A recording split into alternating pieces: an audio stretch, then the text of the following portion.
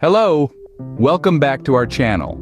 Today, we're diving into some amazing kitchen hacks that will not only elevate your cooking skills, but also make your time in the kitchen more efficient and enjoyable. Whether you're a beginner or an experienced chef, these tips are for everyone. Let's begin with our first hack, which is a quick way to ripen avocados. We've all been there, haven't we? Craving that delicious, creamy guacamole, but all we have is a rock-hard avocado. Fret not, because there's a simple trick to speed up the ripening process. All you need to do is wrap your avocado in a piece of aluminum foil. This helps trap the ethylene gas that avocados naturally produce during ripening, speeding up the process. Next, place your foil-wrapped avocado in the oven. We're looking at a low heat here, around 200 degrees Fahrenheit or 90 degrees Celsius. Leave it in there for about 10 minutes. The heat will help the avocado soften up and ripen in no time. And there you have it, a ripe avocado ready for your last-minute guacamole. Stay tuned, as we've got plenty more kitchen hacks to cover in this video. Moving on to our second hack, peeling garlic in seconds. We all know how peeling garlic can turn into a sticky situation, not to mention the lingering smell on your fingers. But fret not, because this hack will revolutionize your garlic peeling game. Here's what you need to do. Grab some garlic cloves and a small jar. Pop the garlic cloves into the jar and securely fasten the lid. Now comes the fun part. Shake that jar like you're mixing a cocktail. Give it a vigorous shake for around 20 seconds. What's happening inside the jar is like a tiny magic show. As you shake, the garlic cloves are bouncing around, causing the skins to separate from the cloves. When you open the jar, you'll find the once stubborn skins have loosened and fallen away. And just like that, you have perfectly peeled garlic in no time. A swift, odorless, and fuss-free method to peel garlic. Get ready to add that aromatic flavor to your dishes without the sticky hassle. Next up, we have a hack for the perfect boiled eggs. This is a little trick that's going to change the game for egg enthusiasts out there. The secret? Add a teaspoon of baking soda to the boiling water. The baking soda does a bit of science magic, altering the pH level of the water, which in turn makes the eggs easier to peel. No more struggling with stubborn shells clinging to your perfectly boiled eggs. Now let's talk timing. For a soft-boiled egg with a still runny yolk, you'll want to keep your eggs in the boiling water for about 6 to 7 minutes. Any longer, and you're heading into hard-boiled territory. Once they're done, transfer them to a bowl of ice water to stop the cooking process. And voila, you've got yourself perfectly boiled and easily peeled eggs. Our fourth hack is about preventing those annoying pot overflows. It's a common kitchen conundrum. You're boiling a pot of pasta or potatoes, and the moment you turn your back, it bubbles over, leaving a sticky mess on your stovetop. But there's a quick and easy way to avoid this. Simply place a wooden spoon across the top of the pot. Now you might be wondering, why a wooden spoon? Well, wood is a poor conductor of heat, which means it doesn't get hot quickly.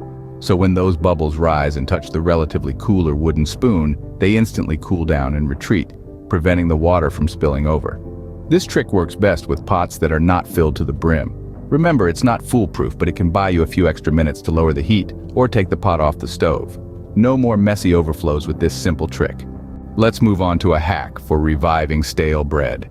We all know the disappointment of finding a once fresh loaf of bread turned hard and unappetizing. But don't rush to throw it away just yet. There's a quick and easy way to breathe new life into it. First, you'll want to run the stale bread under cold water. Yes, it might seem counterintuitive, but trust me on this one. You want the bread to be wet, but not soaking. Next, place the damp bread into a preheated oven set at around 350 degrees Fahrenheit, or about 175 degrees Celsius. What's happening here is that the heat from the oven turns the water into steam, which in turn moistens and softens the bread. After a few minutes, take out the bread and voila. It's warm, soft, and tastes just as good as the day it was first baked. And just like that, your stale bread tastes freshly baked. Our sixth hack is a great way to make use of herbs that are about to go bad. Instead of letting these flavorful plants wilt away in your fridge, why not turn them into a handy ingredient for your future culinary endeavors? First, take those herbs and give them a good chop. You want them small enough to comfortably fit into the compartments of an ice cube tray. Once your herbs are chopped, distribute them evenly across your ice cube tray. Now here's the fun part. Instead of water, we're going to cover these herbs with olive oil. The oil will freeze around the herbs, preserving their flavor and freshness. Once you've filled your tray, pop it into the freezer. In a few hours, you'll have these fantastic herb-infused ice cubes ready to go. These herb-infused ice cubes will add a burst of flavor to your dishes. Whether you're starting a soup, stew, or sauce, they're a perfect ingredient to kickstart your cooking. Next, we have a hack for quickly thawing meat. We've all been there, haven't we? The clock's ticking, dinner's calling, and the meat is still a solid block of ice. But despair no more. This is where our trusty friend aluminum comes into play. You see, aluminum is a fantastic conductor of heat. It draws in warmth from the surrounding environment and spreads it evenly across its surface.